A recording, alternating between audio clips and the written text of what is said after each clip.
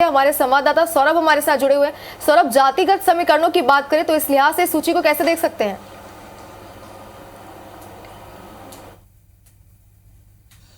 बिल्कुल देखिए, बिल्कुल सही सवाल है आपका। देखिए, पहले फेज में 4 साहुओं को जो है जगह दी गई है। आप देखिए कि ताम्रध्वज साहू है जो ओबीसी से आते हैं, उनको जगह दी गई है। इसी तरीके से जो दलेश्वर साहू हैं और भोलाराम साहू है, उनको जगह दी गई है। आप देखिए कि पहले फेज में जो है कुल 30 सीटों पर प्रत्याशी घोषित किए। उस पर 14 एसटी सीट है, आदिवासी सीट है, उस पर प्रत्याशी उतारे गए हैं। 2 एसटी सीट है, उस पर नवागढ़ से गुरु रुद्र कुमार जो पहले अविवारा में थे, अब नवागढ़ चेंज कर दिए हैं। और मंत्री शिव डारिया को आरंग से टिकट दिया गया जो एससी में आते हैं। इसी तरीके से कांग्रेस ने 4 महिला प्रत्याशी भी उतारे हैं। और जैसे हम बहुत पहले से कह रहे थे कि आप देखिए कि जो बस्तर है, बस्तर संभाग की 12 सीटों की अगर बात करें तो बस्तर संभाग में जो काफ़ी समय से नाम आ रहे थे कि इन विधायकों को टिकट नहीं दी जाएगी और उन विधायकों को टिकट नहीं दिया गया है। और चित्रकूट से प्रदेश कांग्रेस अध्यक्ष दीपक बैज को उतारा गया है, क्योंकि पूरे जो 5 राज्यों में जो चुनाव हो रहा है वहां के प्रदेश कांग्रेस अध्यक्षों को भी जो है टिकट दिया गया है। जैसे कमलनाथ को भी मध्य प्रदेश से दिया गया है, वैसे दीपक बैज को भी दिया गया है।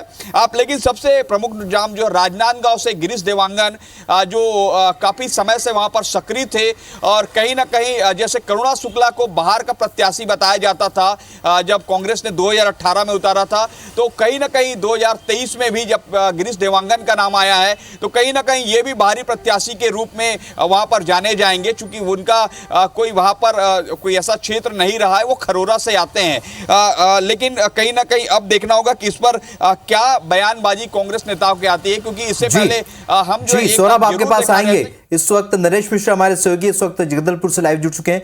नरेश, क्योंकि पहले चरण में बस्तर में चुनाव होने हैं, यहां पर भी प्रत्याशियों की घोषणा अब यहां पर कांग्रेस ने कर दी है। दीपक बैज, विक्रम मंडावी समेत जो सीटों हैं उस पर ऐलान किया है। किस तरीके का अब यहां पर मुकाबला देखने को मिल सकता है नरेश?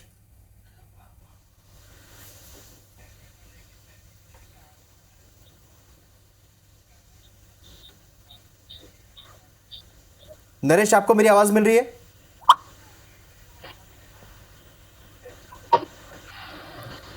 लगता है हमारा संपर्क नरेश से नहीं हो पा रहा है। सौरभ, आप बताइए इस सूची के बारे में, क्योंकि बस्तर के पहले चरण में जो चुनाव होने हैं उनमें अब प्रत्याशियों की घोषणा हो चुकी है। किस तरीके का मुकाबला बीजेपी और कांग्रेस में देखने को मिल सकता है और प्रत्याशियों के लिहाज से कितना अहम है?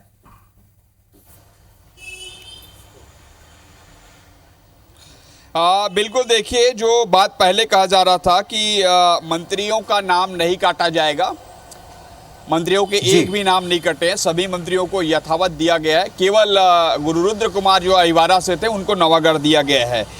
मुख्यमंत्री और डिप्टी सीएम टीएस सिंहदेव को भी उनके जगह से दी गई है। लेकिन आप देखिए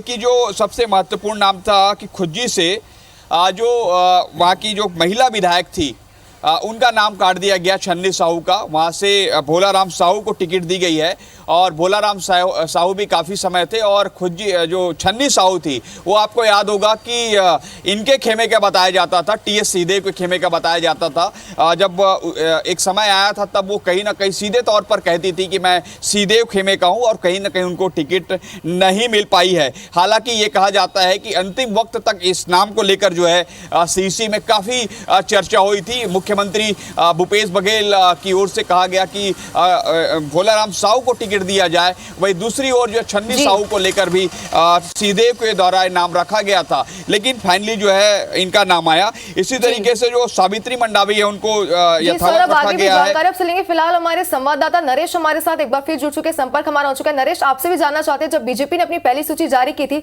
उस समय हमने देखा था कि पूरी तरीके से आंकलन किए जा रहे थे कि पार्टी कहां पे मजबूत और कहां पे कमजोर। इस बार अगर कांग्रेस की बात करें तो क्या आंकलन कर सकते हैं इस बार?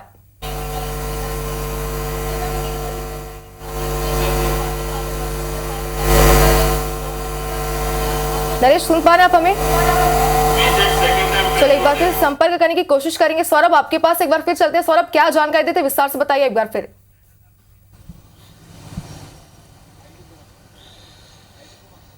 बिल्कुल देखिए, मैं वही जानकारी दे रहा था कि लगातार जो कांग्रेस के कयास लगाए जा रहे थे और वही सूची लगभग फाइनल हुई है, और उसी को मैं बता रहा था कि किस तरीके से कांग्रेस ने एक एक नामों पर काफ़ी एक्सरसाइज किया है। और ये बात भी आ रही थी कि जो गुरु रुद्र कुमार हैं उनको अहिवारा से नवागढ़ दिया जाए, लेकिन काफ़ी उसके बाद उनको टिकट दी गई है नवागढ़। और नवागढ़ में जो है पहले से ही कांग्रेसी बैठे हैं। कई जगह आप देखिएगा कि जो जो नए नाम आए हैं या जिनकी टिकट कटी है वो जो है कहीं ना कहीं अब विरोध प्रदर्शन करेंगे कि उनको टिकट मिलनी चाहिए। और जैसे मैं 2-3 नाम बता रहा हूँ, एक गिरीश देवांगन है राजनांदगांव से जिनको टिकट दी गई है, नवागढ़ से गुरुरुद्र कुमार। तो हो सकता है कि इनका विरोध हो, क्योंकि दोनों बाहरी के नाम पर जो उन पर मुहर लगेगी। और निश्चित रूप से जब नवागढ़ को लेकर चर्चा हो रही थी तब भी जो है कांग्रेस के तमाम जो दावेदार हैं वो भी जो है यहाँ के वरिष्ठ नेताओं से मुलाकात किए थे, प्रभारी कुमारी शैलजा से मिलने आए थे। और जिस तरीके से हेमा देशमुख, जितेंद्र मुदलियार जैसे और अन्य बड़े नेताओं के नाम आ रहे थे, वहां भी ये नहीं हो पाया। तो ऐसे में आप देखिएगा कि बहुत जल्द जो है कांग्रेस की जो ये टिकट है कुछ सीटों को लेकर, तो उस पे ये स्थिति देखने को मिलेगी। लेकिन इसमें खास बात ये है कि लगभग चार चेहरे जो है